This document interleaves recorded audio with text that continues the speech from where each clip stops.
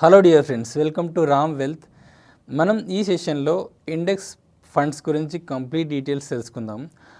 అసలు index funds అంటే ఏంటి, ఇండెక్స్ ఫండ్స్లో మనం ఎందుకు ఇన్వెస్ట్ చేయాలి, వీటిల్లో ఎంతెంత రిటర్న్స్ వస్తాయి, ట్యాక్సేషన్ ఇష్యూస్ ఎలా ఉంటాయి, ఇవన్నీ కూడా కంప్లీట్ డీటెయిల్స్ ఇన్డెప్త్గా ఈ సెషన్లో మనం డిస్కస్ చేద్దాం. At the end of the session కల్లా ఇండెక్స్ ఫండ్స్లో మనం ఎందుకు ఇన్వెస్ట్ చేయాలి, మనకి ఇందులో ఎంతెంత రిటర్న్స్ వస్తాయి అన్న క్లారిటీ తెచ్చుకుందాం. అసలు ఇండెక్స్ ఫండ్ అంటే ఏంటి? ఇండెక్స్ ఫండ్ అంటే బేసిక్ డెఫినేషన్ మనం అండర్స్టాండ్ చేసుకోవాలంటే ఇండెక్సెస్ గురించి అండర్స్టాండ్ చేసుకోవాలి. మనకి బ్రాడ్ ఇండెక్సెస్ ఏమున్నాయి, నిఫ్టీ ఉంది, సెన్సెక్స్ ఉంది. నిఫ్టీలో ఒక 50 కంపెనీస్ ఉంటాయి, సెన్సెక్స్లో ఒక 30 కంపెనీస్ ఉంటాయి. రెండు ఇండెక్సెస్ కూడా బ్రాడ్ ఇండియన్ మార్కెట్ని కవర్ చేస్తుంటాయి అన్నమాట. అంటే అన్ని డిఫరెంట్ సెక్టార్స్ ఉంటాయి కదా. ఫర్ ఎగ్జాంపుల్ నిఫ్టీ తీసుకుందాం. నిఫ్టీలో రిలయన్స్ పెట్రోకెమికల్స్ నుంచి రిప్రజెంట్ చేస్తుంటుంది. ఓకే, ఐటీ నుంచి టీసీఎస్, ఇన్ఫోసిస్ రిప్రజెంట్ చేస్తుంటాయి. ఇంకా ఫైనాన్షియల్ సర్వీసెస్ నుంచి HDFC, ICICI bank, SBI bank, Kotak bank ఇలా రిప్రజెంట్ చేస్తుంటాయి అనమాట. అలానే సిమెంట్స్ నుంచి అల్ట్రాటెక్, ఇన్ఫ్రాస్ట్రక్చర్ నుండి ఎల్ఎన్టీ. సో ఇలా డిఫరెంట్ ఇండస్ట్రియల్ సెక్టార్స్ అన్నీ కూడా ఈ ఇండెక్సెస్లో కవర్ అవుతాయి అన్నమాట. సో అలానే సేమ్ వే సెన్సెక్స్ కూడా అలానే డిఫరెంట్ ఇండెక్సెస్ అన్నీ కూడా రిప్రజెంట్ చేస్తూ ఉంటుంది. సో మనం ఒక ఇండెక్స్ ఫండ్లో ఇన్వెస్ట్ చేసినట్టయితే సో ఓవరాల్గా ఒక డైవర్సిఫైడ్ స్టాక్స్లో మనం ఇన్వెస్ట్ చేస్తున్నట్టే లెక్క అనమాట. సో ఇప్పుడు ఇండెక్స్ ఫండ్స్ సంబంధించి బెనిఫిట్స్ కానివ్వండి, ఫీచర్స్ కానివ్వండి, ఇవన్నీ డిస్కస్ చేద్దాము. నేను ఆల్రెడీ చెప్పినట్టుగానే మంచి డైవర్సిఫికేషన్ మనకి దొరుకుతుంది ఇండెక్స్ ఫండ్లో ఇన్వెస్ట్ చేసినట్టయితే. ఎందుకంటే డిఫరెంట్ సెక్టార్స్ అన్నీ కూడా ఈ ఇండెక్సెస్లో ఉంటాయి కాబట్టి. ఇంకా సెకండ్ మోస్ట్ ఇంపార్టెంట్ పాయింట్ వచ్చేసి index consist of blue chip companies. Top 50 to 60 companies మాత్రమే ఉంటాయి. నిఫ్టీలో చూసినట్టయితే టాప్ 50 కంపెనీస్ ఉంటాయి, సెన్సెక్స్లో టాప్ 30 కంపెనీస్ ఉంటాయి డిఫరెంట్ ఇండస్ట్రీస్ నుంచి. ఓకే, సో మనం బ్లూ చిప్ కంపెనీస్లో ఇన్వెస్ట్ చేసినట్టు అవుతుంది మనం ఇండెక్స్ ఫండ్లో ఇన్వెస్ట్ చేసినట్టయితే. ఇంకా one of the most important point, lucrative point ఏంటంటే ఇండెక్స్ ఫండ్లో మనం ఇన్వెస్ట్ చేసేటప్పుడు ఎక్స్పెన్స్ రేషియో చాలా తక్కువ ఉంటుంది. సో మీకు ఎగ్జాంపుల్ చెప్పాలంటే యాక్టివ్ ఫండ్స్ తీసుకున్నట్టయితే 1 to 2% ఎక్స్పెన్స్ రేషియో ఉంటుంది. అంటే మనం ₹1,00,000 ఇన్వెస్ట్ చేసినట్టయితే ఒక 1,000 నుంచి 2,000 rupees every year fund management charges ఉంటాయి యాక్టివ్ మ్యూచువల్ ఫండ్స్లో. వేర్ యాజ్ ఇండెక్స్ ఫండ్స్లో 0.1% ఉంటుంది. అంటే ₹1,00,000లో మనకి ఓన్లీ ₹100 మాత్రమే ఈ ఫండ్ మేనేజ్మెంట్ ఛార్జెస్కి తీసుకుంటారనమాట. సో అంత తక్కువ ఎక్స్పెన్స్ రేషియో ఎందుకు అంటే ఇండెక్స్ ఫండ్లో మేనేజ్మెంట్ అనేది చాలా తక్కువ ఉంటుంది. యాక్టివ్ ఫండ్స్ తీసుకున్నట్టయితే కొంతమంది ఈక్విటీ అనలిస్ట్ ఉంటారు, అలానే ఒక ఫండ్ మేనేజర్ ఉంటారు, ఒకరు లేక ఇద్దరు ఫండ్ మేనేజర్స్ ఉంటారు. వీళ్ళందరూ కూడా ఏ కంపెనీలో ఇన్వెస్ట్ చేయాలని చెప్పి స్టడీ చేస్తూ ఉంటారు. సో స్టడీ చేస్తూ దాన్ని ఏమైనా చేంజెస్ అవసరమైతే చేంజెస్ చేస్తుంటారు. సో ఈ ప్రాసెస్ అంతా ఉంటుంది యాక్టివ్ మ్యూచువల్ ఫండ్స్లో. వేరాజ్ మనం నిఫ్టీ కానీ సెన్సెక్స్ కానీ ఇండెక్స్ ఫండ్స్ తీసుకున్నట్టయితే నిఫ్టీలో కానీ సెన్సెక్స్లో కానీ ఇయర్లీ ఎన్ని చేంజెస్ జరిగితే మేబీ 1 or 2 కంపెనీస్ రిమూవ్ చేసి 1 or 2 కంపెనీస్ యాడ్ చేస్తుంటారు, రైట్?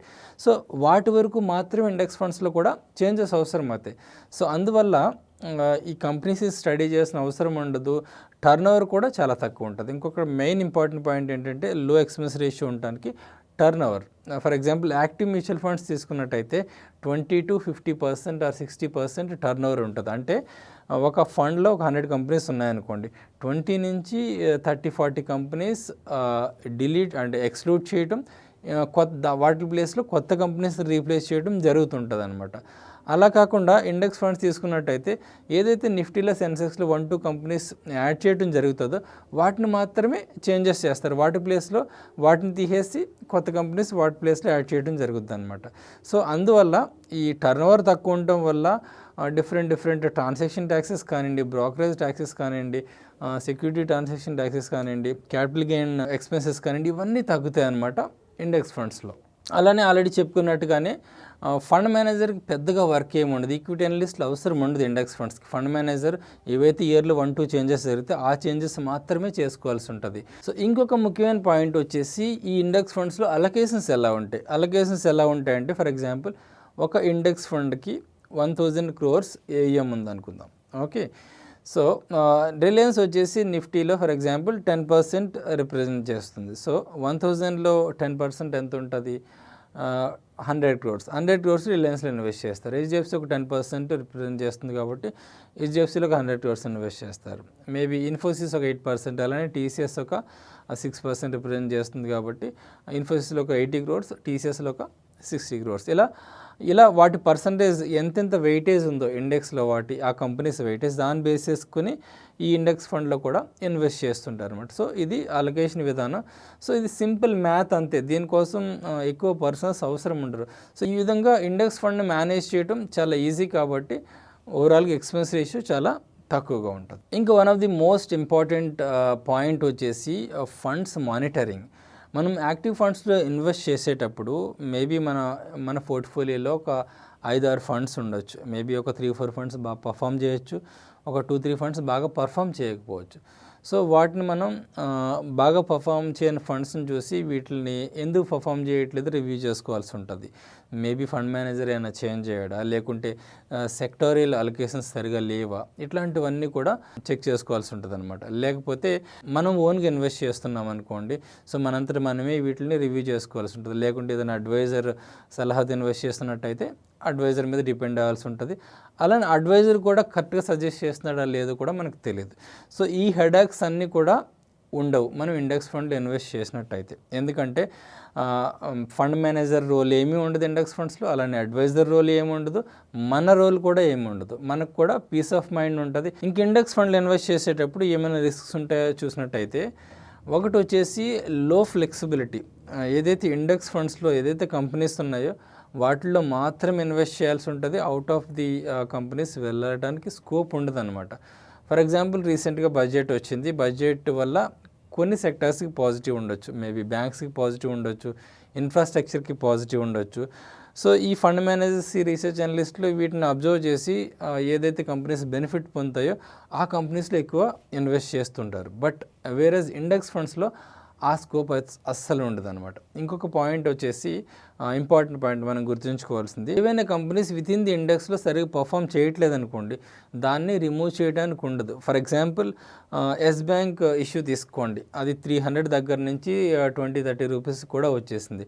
ఇండెక్స్ నుంచి దాన్ని ఎప్పుడు రిమూవ్ చేశారంటే 2020 మార్చ్లో రిమూవ్ చేశారు, 30 రూపీస్ దగ్గర ఉన్నప్పుడు.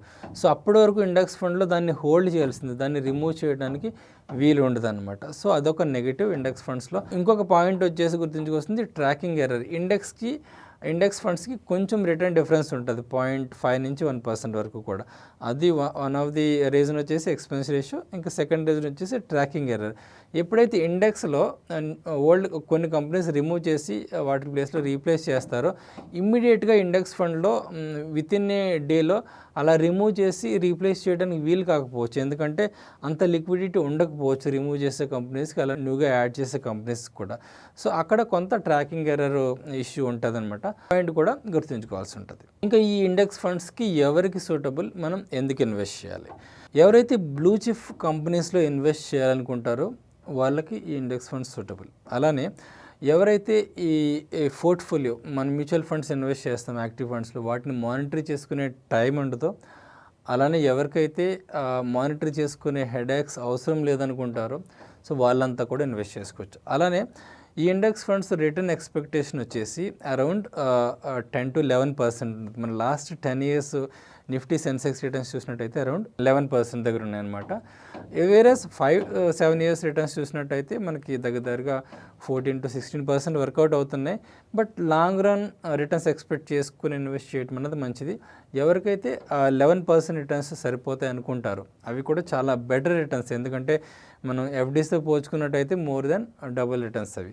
సో ఆ రిటర్న్స్ నాకు చాలు, నాకు ఎట్లాంటి ట్రాకింగ్ హెడేక్స్ అవసరం లేదు ఎవరైనా అనుకుంటారో వాళ్ళంతా కూడా కళ్ళు మూసుకొని ఇండెక్స్ ఫండ్స్లో ఇన్వెస్ట్ చేయొచ్చు. ఈ ఇండెక్స్ ఫండ్లో ఇన్వెస్ట్ చేయాలనుకున్నప్పుడు లాంగ్ రన్ హారిజన్ తీసుకోవాల్సి ఉంటుంది. 5-10 years లాంగ్ టర్మ్ హారిజన్ ఉన్న వాళ్ళు మాత్రమే వీటిని ప్రిఫర్ చేయడం మంచిది. ఇంకా ట్యాక్స్ ఇంప్లికేషన్స్ ఏముంటాయి ఈ ఇండెక్స్ ఫండ్స్లో? ట్యాక్స్ ఇంప్లికేషన్స్ ఏముంటాయంటే షార్ట్ టర్మ్ క్యాపిటల్ గెయిన్ వచ్చేసి 15% ఉంటుంది. ఫర్ ఎగ్జాంపుల్ మీరు ఒక 1 lakh ఇన్వెస్ట్ చేశారు, ఒక 9 months తర్వాత 1,30,000 అయింది, అది అమ్మేశారు అనుకోండి, 30,000 ప్రాఫిట్ వస్తుంది కదా, దాన్ని short term capital gain tax అంటాం. ఎందుకంటే విత్ ఇన్ 1 year లోపు మనం సెల్ చేస్తాం కాబట్టి దాని మీద 15% ట్యాక్స్ ఉంటుంది. అంటే ఎంత అవుతుంది? 4,500 రూపీస్ ట్యాక్స్ పే చేయాల్సి ఉంటుంది అనమాట. ఇంకొచ్చేసి మోర్ దెన్ 1 ఇయర్ తర్వాత మనం సెల్ చేసినట్టయితే లాంగ్ టర్మ్ క్యాపిటల్ గెయిన్ అంటాము, అది 10%. ఫర్ ఎగ్జాంపుల్ మనం ఒక 5 lakhs ఇన్వెస్ట్ చేసాము, ఇప్పుడు 1 ఇయర్ తర్వాత అది 7 lakhs అయింది అనుకోండి, దాన్ని అమ్మేసాం అనుకోండి, 2 lakhs మనకి ప్రాఫిట్ వస్తుంది, రైట్? దాన్ని long term capital gain tax అంట. ఈ 2 lakhs మొత్తం మీద మనం 10% పే చేయని అవసరం లేదు. ఎవ్రీ ఫైనాన్షియల్ ఇయర్లో 1 lakh వరకు కూడా ఎగ్జామ్షన్ ఉంటుంది. అంటే 2 lakhs మైనస్ 1 lakh, 1 lakh మీద మాత్రమే మనం ట్యాక్స్ పే చేయాల్సి ఉంటుంది, అది కూడా 10% అవుద్ది, అది కూడా 10% అది 1 lakh. సో 10,000 ట్యాక్స్ అవుద్ది అనమాట ఈ ఎగ్జాంపుల్లో. ఓకే, సో ఇవి ట్యాక్స్ ఇంప్లికేషన్స్ ఈ ఇండెక్స్ ఫండ్స్ మీద. సో ఇంక ఈ ఇండెక్స్ ఫండ్స్లో ఎలా ఇన్వెస్ట్ చేయొచ్చు? ఇండెక్స్ ఫండ్స్ ఇన్వెస్ట్ చేయాలంటే మనకి డిమాట్ అకౌంట్ ఉండాల్సి వచ్చింది. సో నేను ఈ వీడియో డిస్క్రిప్షన్లో Zerodha Upstox account opening links ఇచ్చాను, అవి యూజ్ చేసుకుని మీరు డైరెక్ట్ ఇండెక్స్ ఫండ్స్లో ఇన్వెస్ట్ చేసుకోవచ్చు మీ అంతటి మీరే. వితిన్ 5-10 మినిట్స్లో ఈ లింక్స్ యూజ్ చేసుకుని మీ డిమాట్ అకౌంట్ ఓపెన్ చేసుకోవచ్చు. అలానే మీరు ఇంకా మన యూట్యూబ్ ఛానల్ సబ్స్క్రైబ్ చేయండి, అయితే ఇప్పుడే సబ్స్క్రైబ్ చేయండి. నేను రెగ్యులర్గా ఇలా డిఫరెంట్ ఇన్వెస్ట్మెంట్ కాన్సెప్ట్స్ మాట్లాడుతుంటాను, ఇవన్నీ కూడా మీకు యూజ్ అవుతాయి. Thank you so much friends.